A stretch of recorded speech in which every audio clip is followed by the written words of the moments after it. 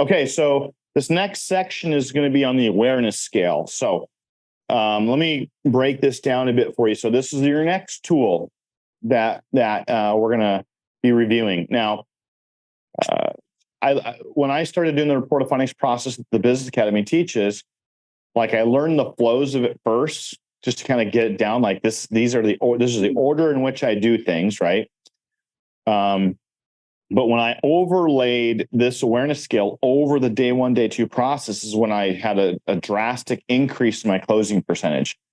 And I want you to focus in on like a patient has a certain type of awareness, and so when they come in, just like you have, everyone is operating off of different levels of awareness with different areas of their life. Okay. So we'll define everything on here, but but before we do that, when you have a patient come in, some people come in and they're in suffering or they're in despair, right? And I just want you to know this right now. A patient will not start care in your office unless you get them to a demand for improvement or higher on this scale. Okay. So let me show you how this breaks down as an example so that you can see how you overlay it with the report of findings process.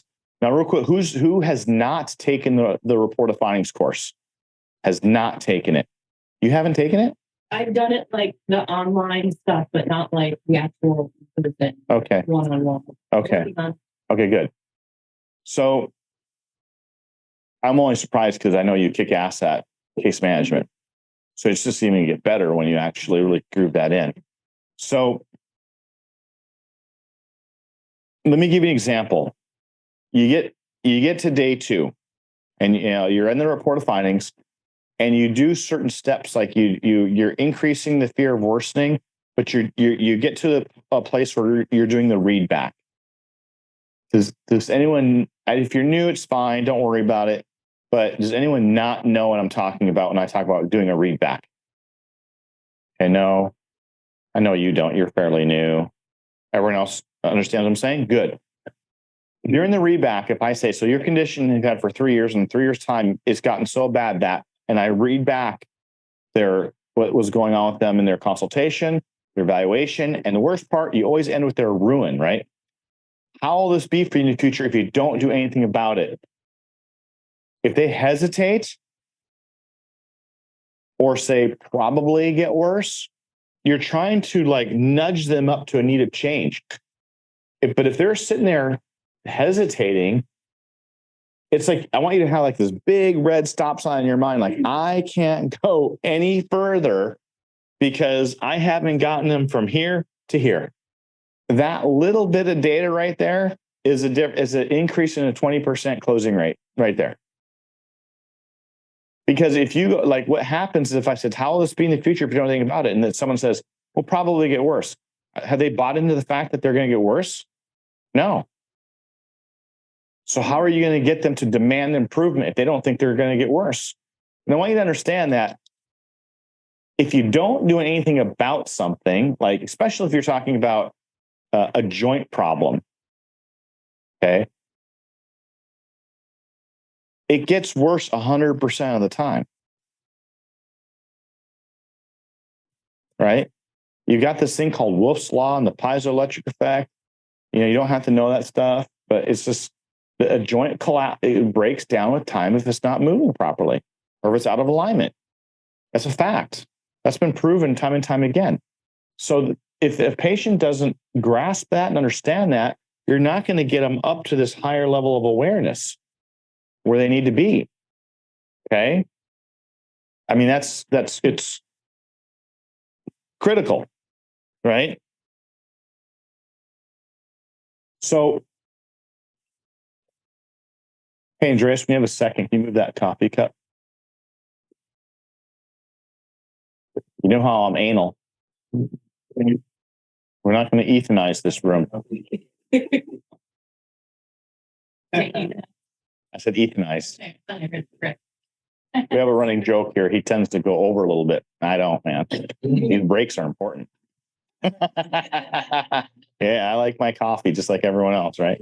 All right. So let's just define this here just a little bit. So awareness is what someone perceives what is there. Okay. The report of findings is to increase someone's awareness by educating the patient on what their condition is. They develop a better understanding. And with a greater understanding, the patient will choose to do something about their unwanted condition. People are willing to do corrective care because they become more aware. So if you do corrective care in your office, you've got to communicate to them what corrective care is and what it's going to do for them. When you define things with patients, they become more aware of it, right? Now, if we look at numbness, if we go at the bottom of this awareness scale, numbness, unable to think, feel, or respond normally. How many times have you all seen someone come into your office being numb? Have you seen it before? What's it look like? We have that. What's it look like?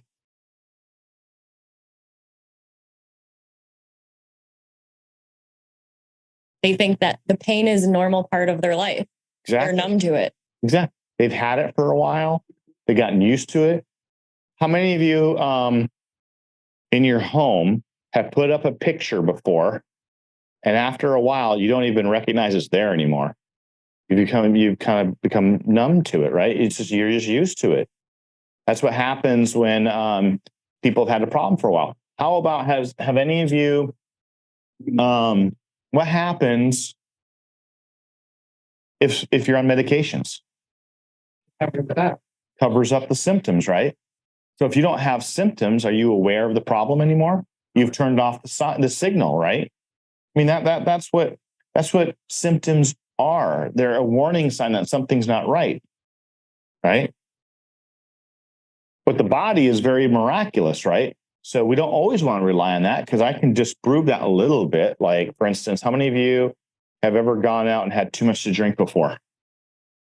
No, you guys never got, good for you. You've never got, shit-faced? Yeah, liars. Now, so how many of you have gotten up next day and you're throwing up and you don't feel good, right? That's a healthy response. It's a symptom, but it's a healthy response to getting a toxin out of your body, right? What about if heart disease? The first sign of heart disease is what?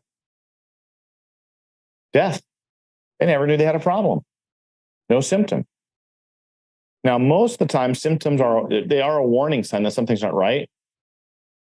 But my point with this is, in our society, we medicate things, we cover up the symptoms, and the condition's getting worse. So someone might come into you, and how many of you have done a consultation before and they came in for one thing, but then you find 20 things going on with them? Okay. Suffering is undergoing pain, distress, or hardship. Despair, complete loss or absence of hope. A ruin is a problem. It is a problem that is real to the person. The patient's unwanted condition, this is the emotional component behind the pain. Okay? So we want to define these. We're going to give you tons of examples. Effect, they realize how it's affecting their life. I can't do X, Y, and Z. It affects me at work. It affects me at home. It affects me with my activities of daily living. Okay. Fear of worsening, fear of the condition getting worse. This is the, oh my God, this is worsening, right? Need of change. They realize they need to do something different. I can't keep doing the same thing, right? Demand for improvement. They now see the problem and demand for them to improve their condition. Hope that the condition can be fixed. And help. They see that you can help them with their unwanted condition and are willing to receive help. Providers. How many times have you started someone on care and before you've even given them a treatment, they feel better? They've decided, made a decision. Decide means to cut off from this or this, right? It's to make a decision, is to cut off. That they're choosing to get better. When you guys make a decision, don't you feel better? Indecision is the worst place that you can be in your life. Your objective through this day one, day two process is to get them to decide to do something different with their condition. Okay? So we want to learn this awareness scale. Now I'm going to give you an example outside of this day 1, day 2 process, and we're going to drill this awareness scale because it's super important. If you understand this awareness scale, and I'm going to get, before we drill it, I'm going to go over some importances of it. It's a game changer for your report of findings process. Okay. But let's just look at this real quickly.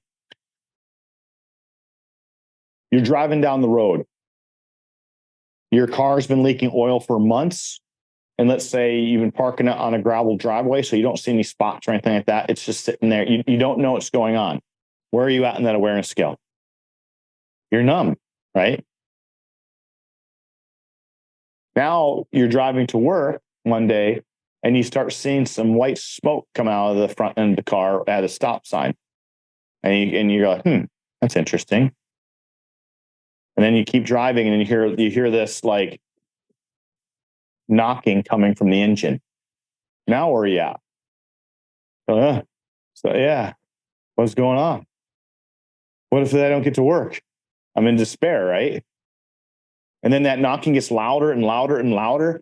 And then you're going like, oh my God, ruined my car. This awareness scale can happen like, boom, you can go through all these, like you can get from point A to Z, like in a few moments. You know, the car starts shaking, you got to pull it over. You know, you're ruined on like, oh my God, like if I can't get to work, I can lose my job. You know, I've got to work, right? You're fear like, oh my God, what if this gets worse? Like I need to do something. You take it to the mechanic. The tow truck comes, takes your car to the mechanic. You're waiting to find out the diagnosis of your car, right? All you know at that point in time is I need to make a change because I need to have a vehicle, right? They come out and they say it's going to be $5,000 to replace your engine. Your engine's blown, it's $5,000, or you can just buy a new vehicle. But you're already up here, like you need a vehicle. Right? I mean, that's the society we live in right now, right? You need to have a vehicle. They come out and they say, hey, I found a used engine we can put in. It's going to be half the cost. Now all of a sudden you have some hope and you reach out for the help, right? The scale works in everything. Relationships, you can be in a relationship as like a boyfriend-girlfriend situation, and you're numb to the fact that maybe they're seeing someone else on the side. You're numb. Oh, then you find out, oh my God. I mean, the scale, it just exists. It just is in existence. But when you overlay this with day 1, day 2, it's amazing because it really tells you when you can keep going or when you can't. So this is an example. Is when I first learned the report of findings, flows. If I, during the read back on day 2, if I said, how will this be for you if you don't do anything about this next 3 years? If they said, oh, it'll probably get worse, or, I don't know, I get worse. Well, I would just keep going. Is this something you want to handle? Yeah, I guess. Depends on the cost. I'd keep going. Those are big no-nos. Like, those are big red stop signs. You can't go because they're not, in essence, out of fear of worsening. You got to go back to educating the patient. And so you have to pick up on how a patient's communicating with you and what they're signaling to you to know where they're at on this awareness scale. When you understand that, you go, whoa, probably get worse. What happens if your front end of your car was not lined up properly? And what happens to your car tires over time? They wear out some of the time or all the time. All the time. What do you think is going to happen to you?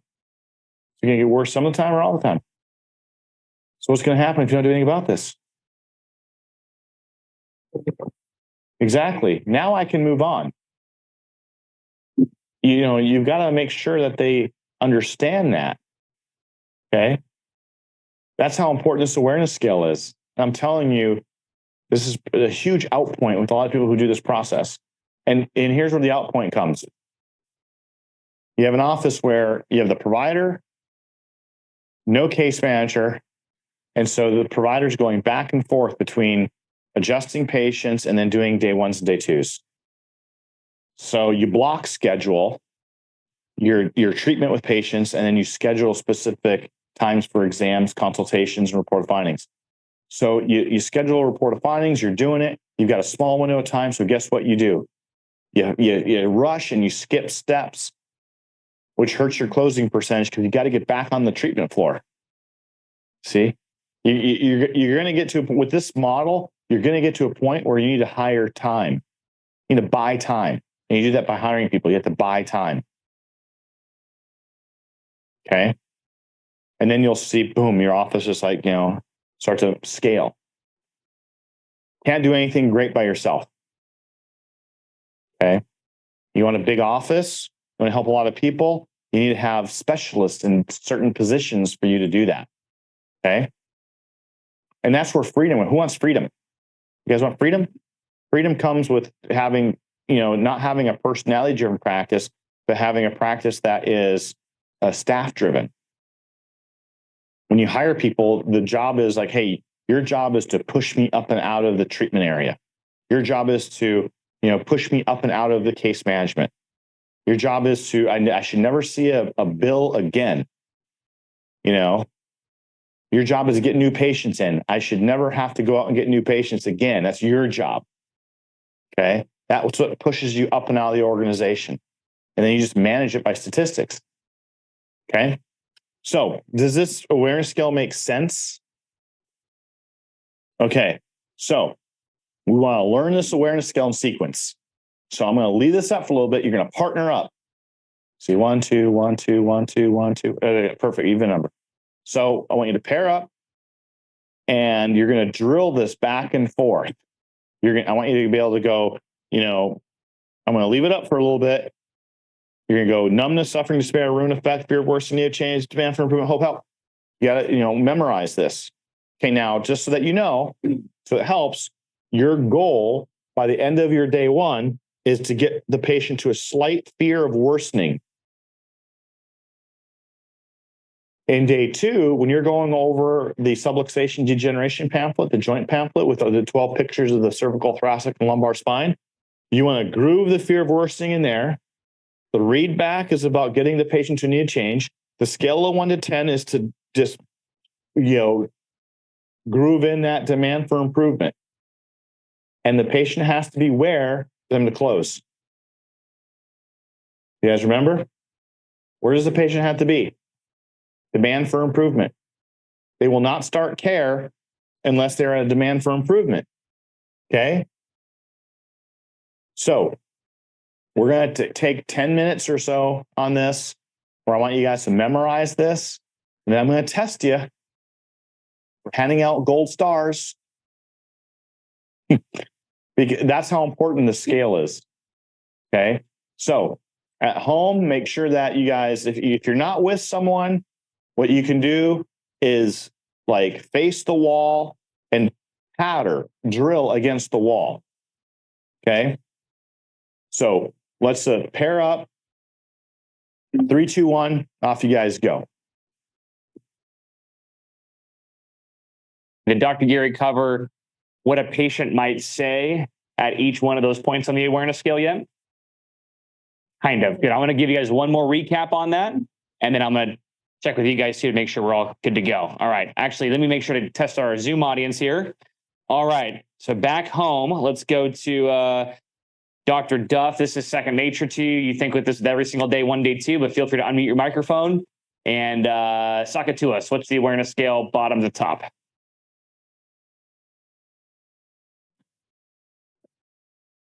All right, so we got numbness at the bottom, and then we have, I think it's this, I'm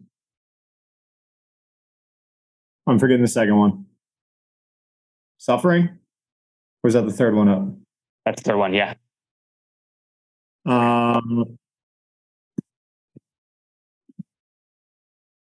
You're right. Sorry, second one is suffering. To know this. Yeah, you're good. So numbness, suffering, you got it?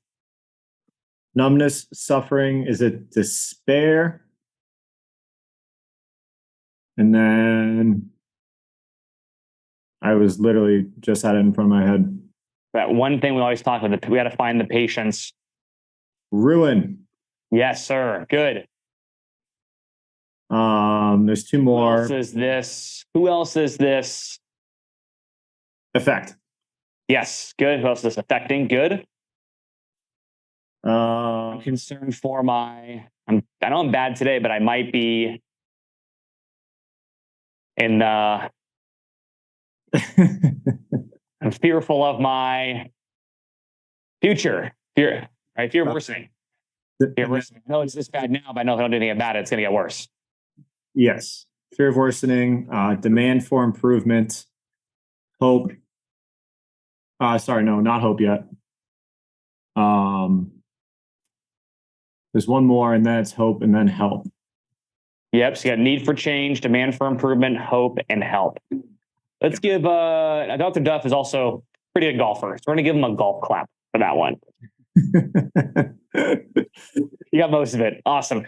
Good. So it's Thanks, one man. thing to memorize this. It's another thing to actually contextually understand what is the patient going through during this process and why is it this process? Why is it not something else? And I want to start off with the story. And again, if Gary shared his story or shared a story about this, this is just, again, number of times over will help you understand it even better. There was a time in my life, years and years and years and years ago, where I thought I was doing pretty good. I was in my early 20s. I was invincible. So I was making decent money, right, for my age, but I was spending more. That's a formula for success, right? Making so much and spending more, right? I know a lot of people that make millions of dollars and they spend millions of dollars and some, right? And they're just as broke as the average person. So not a winning formula for success. I lived my life that way, and that's how it was. Wasn't a good condition. But I always had this mantra in my head, it'll always work itself out. I'll be fine, it'll work itself out. I'll be fine, it'll work itself out. I'll put this on a card, it'll be fine, it'll work itself out. I used to tell myself that over and over and over again. And it would more or less, most of the time, over time, work itself out. And then I met my lovely wife, 11 years ago now. And she had a very different philosophy when it came to money, right, and financial health. It was spend less than you make, create a reserve, and then invest that in things that will make you more money. This is what she was teaching me when she was 20 years old. And I was very lucky that I didn't marry someone like me because we'd be bankrupt 3 times over by now. She'd been literally saving money for our down payment for our first home with her birthday money since she was like 10 years old. She'd say, Mom, I want you to take half of this that grandpa gave me, and it's going to go towards my first house. And she literally, I go, where did this like money come from when we first bought our first home? We didn't have that much money. And she's like, that was all the money I saved when I was like a kid. Every year, every birthday, every Christmas. And so part of that story is you can get the idea. She's pretty good with her money in a good, financially healthy condition, right? So again, I'm using the word health for a reason because it's analogous to the health of your patients walking into the office. So I was financially unhealthy. She was financially healthy. We both were on the same trajectory. No major flare-ups and no problems until I had a flare-up. 2008 hit. I had a business at that time that was very reliant on homes being purchased. And let's just say that just like your patient who takes medication and gets along and minimizes their condition, it's not that bad. And all of a sudden they wake up and they can't move because their SI joint seized up, there's inflammation everywhere, or their knees are just completely worn down, or fill in the blank with whatever condition. The migraines just, they can't take them anymore. That was my moment, right? And then fast forward from that, when I met her, I was just trying to recover from that, and I was not in a very good financially healthy place. So I started off on the awareness scale at numbness.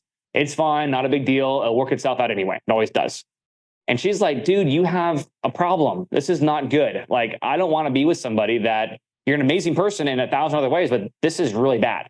No, it's fine. It's fine. It's fine. It's fine. And so do you think that if you put yourself in my shoes or in her shoes, do you think her just telling me I had a problem was going to make a change? Just over. How many times do you give your friends advice and they don't even take it? And they call you next month, the same problem. You go, okay, same advice.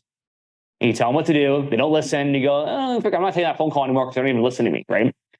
So I had to move to make a change in my financial health. I had to move up the awareness scale as to the awareness of how much of a problem that I had. Right? I was in numbness. I was numb to the problem. Most of your patients, when they walk in, they are numb to the severity of their health condition. Yeah, they have a little bit of pain, they have a little bit of problem. Their wife dragged them in to come see you, or maybe they're higher on the awareness scale when they walk in and they have a really big problem, but sometimes not really. And so what she had to do is she had to carefully over time move me through the awareness scale. So she had to ask questions and have heart-to-hearts with me over the course of time about the severity of my problem. She had to get me to a point of ruin. Now, Dr. Gary may or may not have covered this so far. If you want to think of what is a patient's ruin or what was my ruin, it consists of three things. Think of it like like three flashcards in your head or like a little flow chart of three things. One, it's the patient's symptom, right? Headaches, migraines, knee pain, whatever it might be. I know you know the other two. She's been through the communication and closing seminar, so she knows. How it's affecting them functionally, like Yeah. physically in their day-to-day life, So what they can't do or can't do as much of because of the pain, so functional problem. and the emotional reason. Third one is the emotion. I'll give you guys an example of what that sounds like. You know the patient is aware of their ruin on this part of the scale. They moved up from numbness. When they say something like, "Oh, you know what?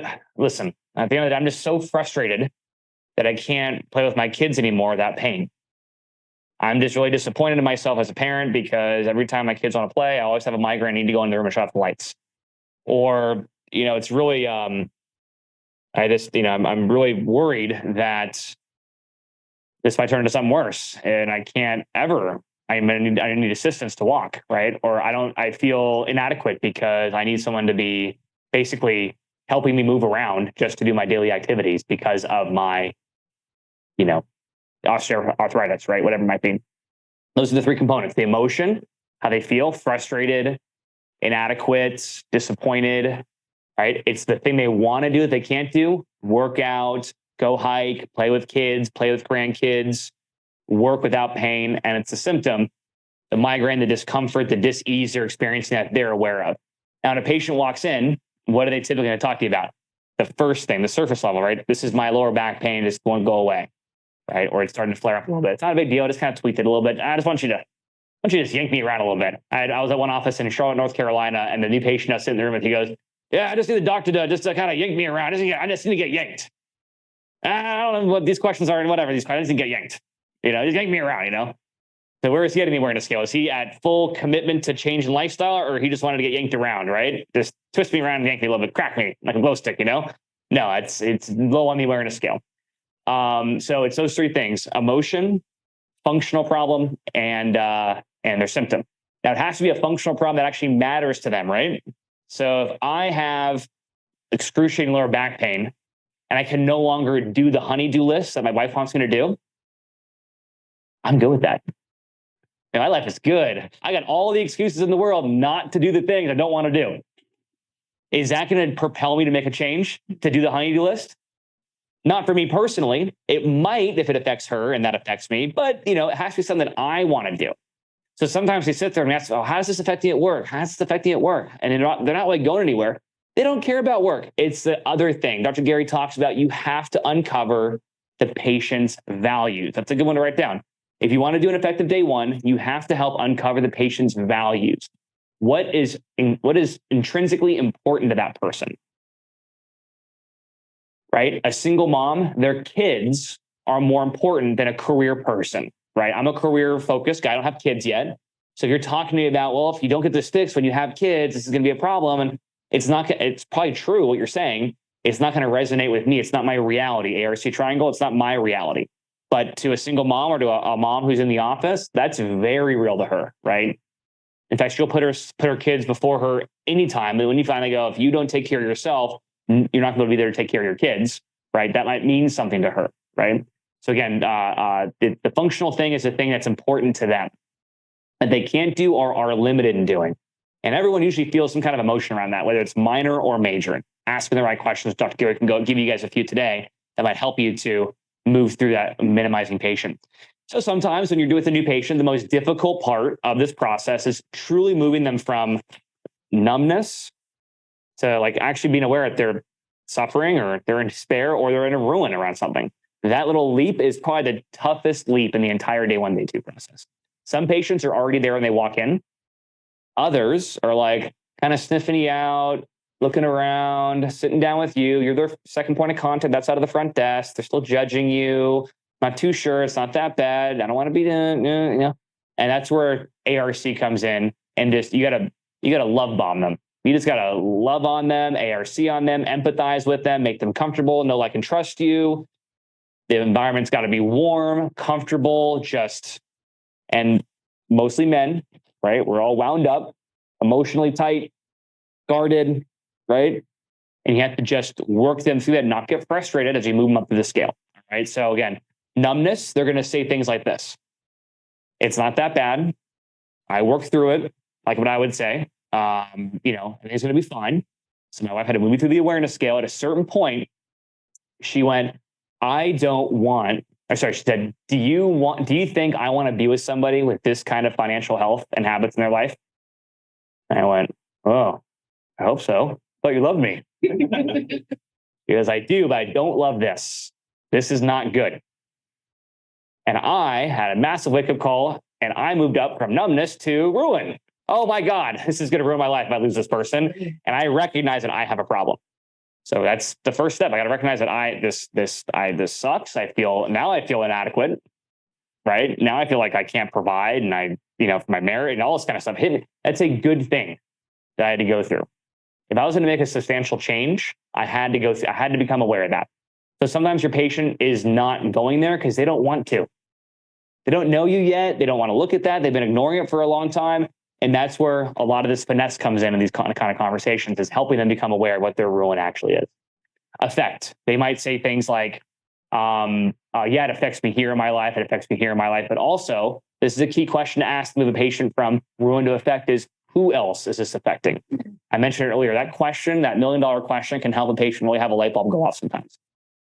So maybe they aren't affected by it. And sometimes people won't do things to themselves, so they'll do it for somebody else. In my example, I realized that I had to notice and be aware that this is affecting my wife, my relationship, my potential, my marriage with this person. So even if I don't have the gumption to do it for myself, I have to do it for her. I have to make a change for her.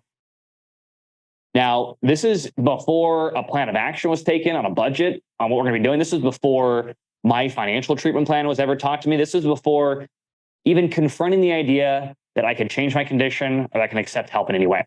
This is just a process of me recognizing what's going on. Next one is fear of worsening. So once I was there, she asked me questions over the course of many conversations. So I have a question, Ethan. What do you think is going to happen if you don't actually make a substantial change in this? Like, what's this going to lead to? And I'm like, I don't know. It's going to get worse. She's like, yeah, but what does worse mean? Maybe I'm hoping it doesn't get any worse. I just kept mumbling over my words. So in a financial crisis, if nothing changes, what does it eventually lead to? You have, we're all family here. We're going to do it. Yeah, kind of getting there. But no, you have a financial crisis. You have debt. You're spending more than you're making. Obviously, the debt doesn't get smaller if you don't change. What eventually happens to that debt? It grows. It grows. And then what happens if it continues to grow? It grows bigger. And then what is bigger, the weight of bigger eventually lead to? Broke, bankruptcy. That's the word, right? Perfect. I give her a hand. Good job. Awesome. Perfect. Good. So broke, bankruptcy, right? So I kept avoiding the B word, bankruptcy, right? She had to get me to say the word bankruptcy. I don't know. It's get worse, more debt. She's like, what does more debt mean? And I'm like, I don't know. It's more debt. I don't want to talk about this right now. Like, I know, listen, I don't want to do this either, but we have to do this. Like, what is that going to mean? I'm like, broke. What's the other B word? Bankrupt. She's like, yeah. And I don't want to be married to someone who's bankrupt. And I'm like, oh my God. Okay. I have a fear of worsening. My life's going to get a hell of a lot worse than it is now if I don't do anything about this. So we're not instilling fear in our patients. That's not what we're doing. That is the exact opposite of what we want to do. But we want the patient to recognize that if they just continue doing the same thing they've been doing, right?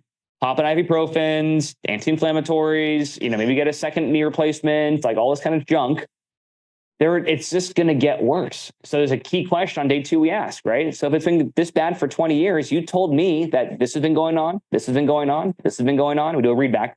We read back everything they told us on day 1. The doctor found positive findings here, here, here, and here. And on your imaging, we found bone spurs degeneration here, here, here, and here. So if it's gotten this bad in the last 20 years, Paul, what do you think is going to happen in another 20 years if you don't do anything about this? And if you ask that question with a lot of ARC and love, put some tough love, smile on your face with good eye contact. Patient goes, the same thing I went through. Oh, I don't know, maybe it gets better on its own. Okay. Do things typically get better on their own, or they tend to get what? Worse, right? Worse. Okay, so if it's gotten this bad in 20 years, Paul, what do you think's gonna happen in another 20 years? I don't know, it's gonna get worse, right? And again, you're gonna have to fight them through this. They're not gonna do it easily. Some of them will be up front about it and go, I know it's gonna get really bad. I know, start crying, it's gonna get bad, right? Or they don't want to, they squirm, they don't want to do it, right? And then, they're at a point where they're at least aware or looking at the possibility of the future of it getting worse. And as a fear, then we can talk about the positive change, which is the next point of the awareness scale, which is a need for change. This simply means it's a decision to do something about your condition. Not that I'm going to do all these 16 steps in this entire commitment. No, just I'm going to do something to change this condition. So what is the one question we ask? Dr. Weymouth, good to see you. San Leandro, California. Long time, my friend. What is the one question we ask in day 2 to help get the person to need for change? The one question we ask in day 2. We've done the read back. They understand the future, it's going to get worse. The one key question we ask in day 2. I know Dr. Duff's thinking there. Close. One more time. Are you ready to do this? Yes. Basically, that's perfect. Good. That's the gist of it.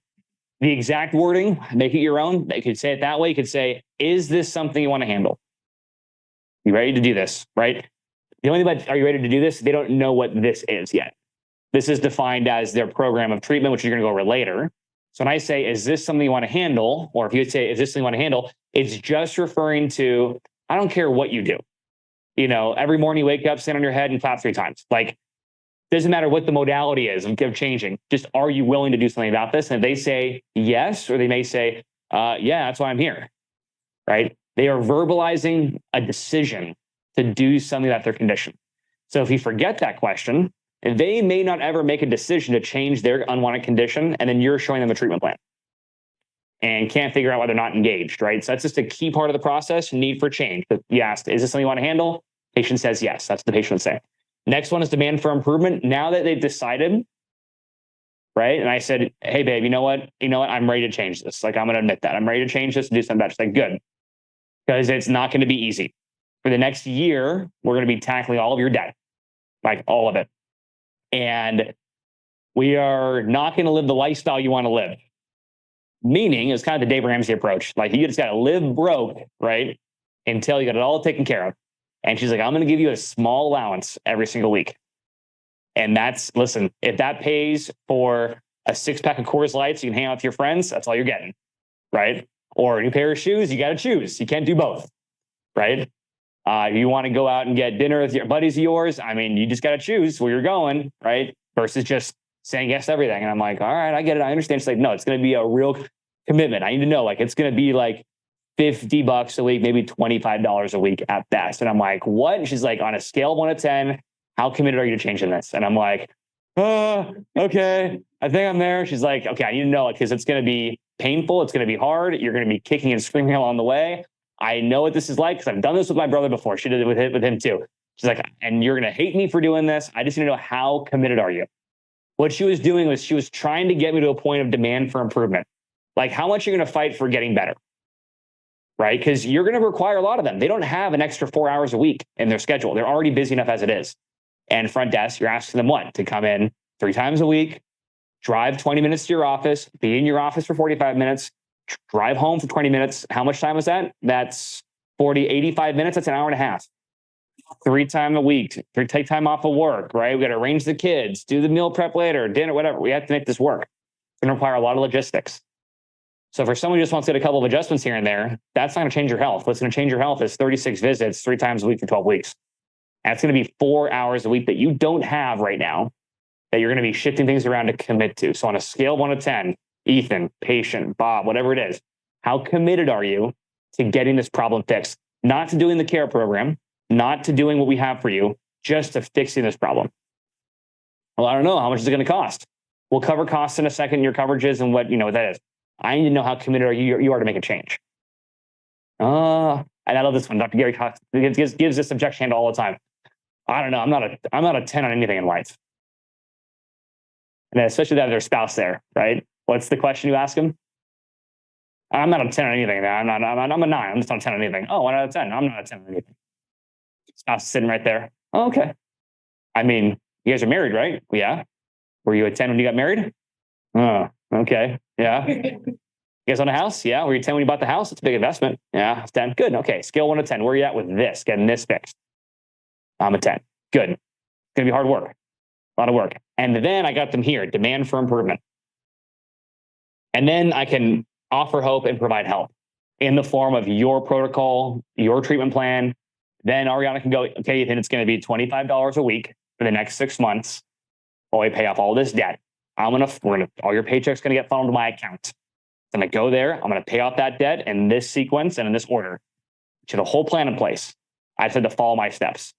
And it's easy just to go to say yes that until you actually have to do it. It's the same for your patients. There's a reason they miss appointments. They fall off care early. It's a big commitment, right? Think about all the times you've given a New Year's resolution to yourself. I'm going to lose weight. I'm going to do this whole workout program. And you're like off in a week and a half, right? Your patients are doing a 3 to 6 month program of commitment.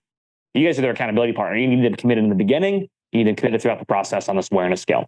So that's kind of the context I wanted to add from what Dr. Gary was saying for you guys to think with as we're memorizing this, right? Like numbness. It's not a big problem. I get around. My wife dragged me in here. I don't know why I'm here. I saw you guys at an event. I just wanted to kick some tires and get a free massage, right? Ruin. 3 things. Symptom, followed by yes, functional issue, but it has to be something that I want to do, right? Exactly good. Followed by personal. Got it. Emotional impact, right? Effect. What else is this affecting? Who else is this affecting? Fear of worsening. I know it's bad now, but if I don't do anything about it, it's going to get worse over time. As Dr. Gary says, some of the time or all the time. All the time. If a patient doesn't really move into fear of worsening, here's another good one. All I do is I just listen to Dr. Gary. I get the pleasure to be on stage with him. I just listen to all of his objection handles because they're perfect. Patient goes, yeah, I'm hoping it's going to get better if I just like kind of stretch out and ice and stuff. Okay, so if your tire alignment is not correct and it's kind of misaligned and your tires start to wear, do they wear evenly or unevenly? Unevenly, right? Right. Some of the time or all the time? Right. So if it's gotten this bad in 20 years, is it going to get worse some of the time or all the time? All the time. You walk them right into it. You go, yeah, okay, good. I get it all the time. Exactly. Right. So is this something you want to handle? Need for change? Yes, that's why I'm here. Great. So on a scale of 1 to 10, how committed are you to getting this corrected? I mean, you have to be here 3 times a week. It's going to be a 4-hour commitment between getting here, going through treatment, and getting home. Make up visits in case you miss them the week of, and X, Y, and Z protocol. So on a scale 1 to 10, how committed are you to getting this corrected? I'm an 8, 1 out of 10. Handle the objection. Got it. Scale 1 to 10, where you at? I'm a 10. Good. Demand for improvement. Excellent. What would prevent you from starting, following through, and completing this plan of action, plan of care all the way through to completion? I have a vacation next month. No problem. We'll schedule beforehand. We'll schedule afterhand. That way you have all your visits made up ahead of time. What else would prevent you? I'm good. Excellent. Here's the plan of care. Great news. Got good insurance. They cover 4 visits of your program. Always say you have great insurance. I don't care if it covers 1 visit, covers 10 visits. If it's like hardly anything, it's managed care, HMO, covers 4.5 visits with like mountains of paperwork. It's good insurance. Keep it in the positive. We're going to see you 3 times a week, re-exams along the way, and then you break down the plan of care. Great insurance, covers 4 visits. The remaining 32 visits are going to be covered through our self-pay discounted option through CHUSA. This is the fee schedule, and then you go through your plan of action and you just work them through it, right? So the key thing is if you don't build ARC in the beginning and rapport and connection, and if we don't move through the awareness scale, they will not say yes to the plan of care that you have. Because you're not just asking for a couple of visits. It is a commitment. If it's a regenerative medicine patient, it's a 5-figure commitment. If it's a physical medicine chiropractic plan, it is a 36 to 48 or 24 time commitment for that person. They got to be committed and fully engaged. So numbness, suffering, despair, ruin, effect, fear of worsening, need for change, demand for improvement, hope, and help. What I want to do right now, I want you guys to partner back up now that you memorize these things.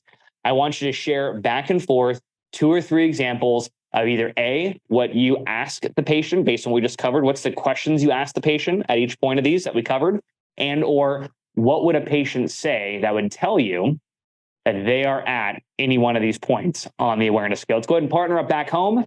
and here in the room. And let's give you guys 5 minutes to work back and forth, each of these with examples of what you say and what a patient might say. You guys can go ahead and begin. Awesome. So there you have it, guys. There's the awareness scale in full to truly understand how the scripting, the questions, the process of what you have to ask and do, and how we change hands and tag people in from the front desk to the case manager to the provider, right, to the doctor on the second visit. All that is covered in our day 1, day 2 report of findings training, as well as our communication and closing seminar, part A, part B, and part C, which is another part of our program. You can feel free to engage in live stream as well as in person. And let me ask one of our master closers here. You've attended a number of our, I think all of the parts A, B, and C. Twice. 2 times through. Yeah. And these are 6 total 6 days. Mm-hmm. So part A is 2 days, part B is 2 days, and part C is 2 days. So 6 total days. Yep. All the soft skills and the scripting and the practice on becoming a master closer and communicating effectively with patients. What was some of your bigger takeaways from before you were doing that? Now, again, you're not a doctor, you're a case manager, right? To after. Well, coming from someone who this is my first time ever in any type of medical related field, this was the perfect course.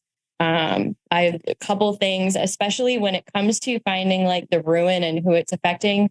Don't be afraid to talk about the bedroom. It is a very big blow to the male ego to not be able to perform. Don't be afraid to go there. Number 2, when you're presenting financials, shut up. Watch the wheels turn. Keep your mouth closed until the patient responds to you. You want to let them make the first move, the first sound, because if you interject, you lost it.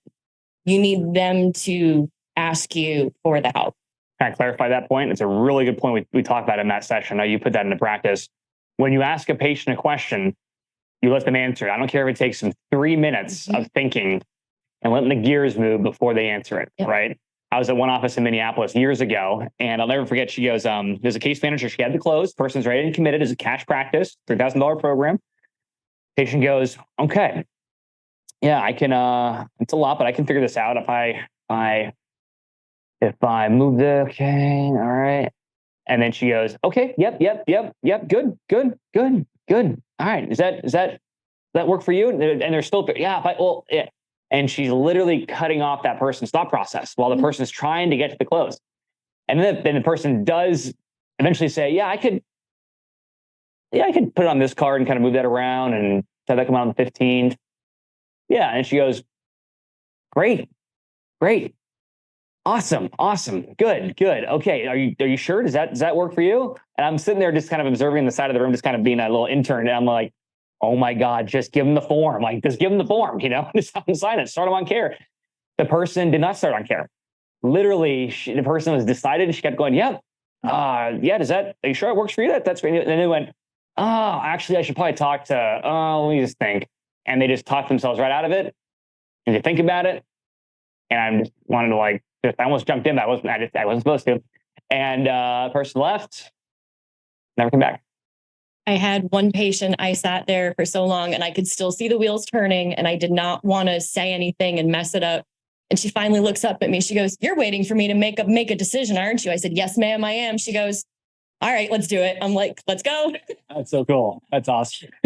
So it's little things like that, right? Learning how to control the conversation. They take the patient through this process. This is kind of like an introduction and it gives you guys some tools you can use right away. But that communication and closing seminar, it's like 40 hours of just intensive training, right? And you've been super invested in that program and are doing fantastic as a result. And your guys' care programs include regenerative medicine. They're different conditions and types, and it's $8,000, $10,000, $12,000 cash programs that you guys do a great job at helping your community with those services. So big hats off to you guys. And I just encourage everybody back home and here in the room to take full advantage of that program as well to give you a full in-depth. So with that being said, I'm going to pop next door to 7th Division. Dr. Gary's going to go ahead and give some closing statements out before lunch, and then we'll wrap this up. Let's go ahead and bring Dr. Gary back to the stage. So we're just going to take 5 minutes. We're going to break like 5 minutes early since I have to do some announcements in Division 7. But any questions on the awareness scale and how you can use it? Is it pretty clear, Crystal? So any questions at home for anyone who's live streaming right now and how you can use this? Okay, so quiz. What is your goal in day one? Like, where do you want to end on day one? Where should the patient be on that awareness scale? Fear of worsening? Yeah. We want a slight fear of worsening, right? Now, what does that do? Gives them a burning desire. Gives them a burning desire to come back for day two. Here's what happens if you don't do this appropriately. Patient A is not at a burning desire to come back, and they're not at a fear of worsening. Patient B is. Patient A and B go back to the office after your consultation and evaluation. They both are questioned by their coworkers. Why are you going to that quack down the street? You know, why don't you go to my doctor? You know, person A, who is at a slight fear of worsening, is going to be like, screw you. I'm going to go check out what's going on. I'm going back for my report of findings because I got a problem. Person B, they'll question it. See, everyone has opinion leaders, right? Some people it's their friends, some people it's family, or a combination of both. So if they're not a slight fear of worsening, they can be easily talked out of going back to the report of findings. Does that make sense? Has anyone ever had a problem with the day two show percentage being low? Like they don't come back? You know, so the better you groove this in, the better. Okay. Where in day two, what are you doing to groove in that fear of worsening? How do you do it? You do it at the read back. There's also another step before the read back that you're doing. Education. So your patient education, when you're going over the joint degeneration pamphlet, where it goes over phase 1, phase 2, and phase 3, right?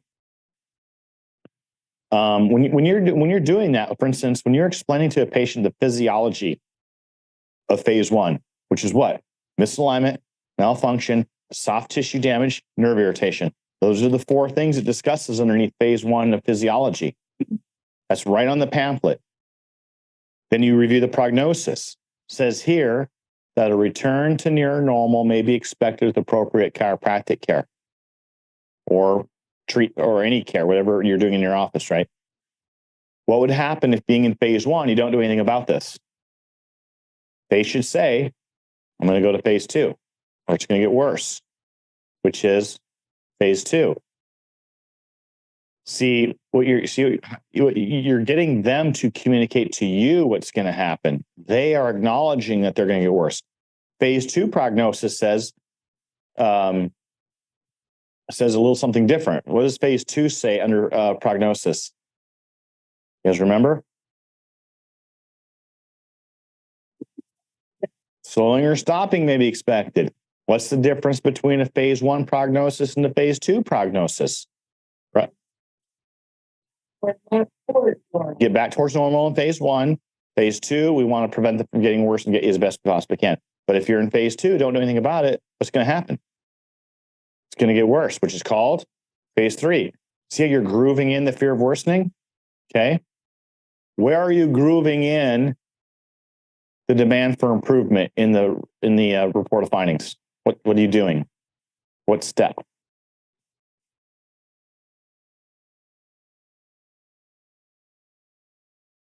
What step in your report of findings process do you groove in that demand for improvement? It's your scale of 1 to 10. It's your scale of 1 to 10. When that patient says they're a 10, you've got them at demand for improvement. Okay.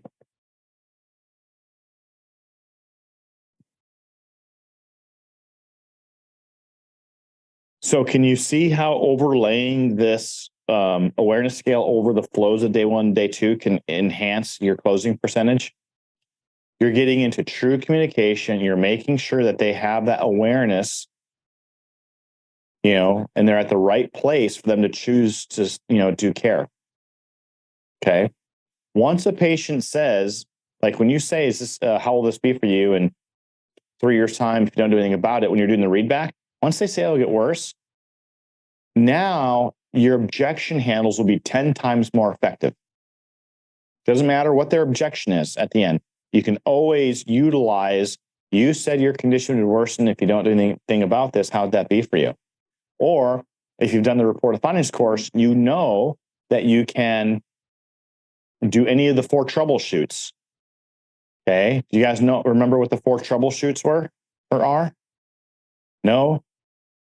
No? Okay. So here's the deal. No one in the room, unless they're not saying it, knows the 4 troubleshoots. And I want you to understand that the 4 troubleshoots, anytime the process goes from being easy to difficult, you can use a troubleshoot if you get the patient to acknowledge that their condition would worsen if they don't do anything about it. So I'm going to give you the 4 troubleshoots. And then this afternoon, when we go over objection handles, we're going to review these again. So the first one is you have the degeneration joint pamphlet, and you have the models. And you say, where are you at here? You're at phase 1. You slide your hand across the pamphlet as you're giving it to them. Here's your future, phase 3. You hand them the phase 3 model, and you just stop talking. That's number 1. Number 2, you said your condition would worsen if you don't do anything about it. How would that be for you? Get them to talk about it more. Number 3 is you go past, present, future. So every list of effect that they give you, you do past, present, future. How often did you used to garden? Every day. How often are you gardening now? 1 or 2 days a week. How often are you going to be gardening in the future if you don't do anything about this? I'm not. How often do you used to walk the dog? Every day, twice a day. How often do you walk the dog now? Maybe, it's down to like 3 times a week. How often do you walk the dog if you don't do anything about this? I'm not. Okay. And the last one, number 4, is you pile on the mass. What that means, in your office, you want to have a bunch of kids' blocks, and you're just going to get to the patient's agreement. So for everything you have going on, I'm going to hand something to you. Is that okay? Sure. You got to get their agreement. Then you say, during your consultation, you said you had X, Y, Z. Every time you say something, you hand them something to hold on to. Said, your exam, you had this positive finding. Have them hold on to something. You had this going on. You had this going. Your X-rays had this. So they're literally going to be sitting there with all this stuff. See, you need to add mass. Like, yeah, there's just a bunch of blocks, but each block represented a problem, and they're going, holy shit, I got a lot going on. That's what they're thinking. Okay. So those are your 4 troubleshoots. So we're going to take a lunch. Any questions from this morning's session? Nada? Good information? Scale of 1 to 10. What would you give this information right now? 10? Perfect. Anything less than a 10? Okay, you guys go to lunch then.